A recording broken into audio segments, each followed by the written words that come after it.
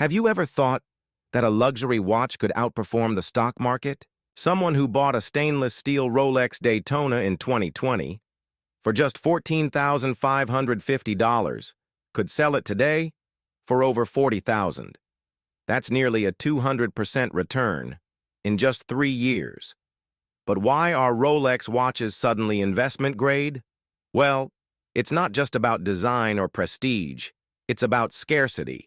Rolex strictly limits production and releases only a small number of in-demand models each year. Meanwhile, global demand, it's soaring. You walk into a Rolex boutique, the displays are empty. The hot models, already claimed. Collectors, resellers, and even investors, they're all in line. In fact, some Rolex watches increase in value the moment you walk out the door. So what are you really buying? A timepiece? Or a wearable asset? Maybe. It's time to buy a Rolex.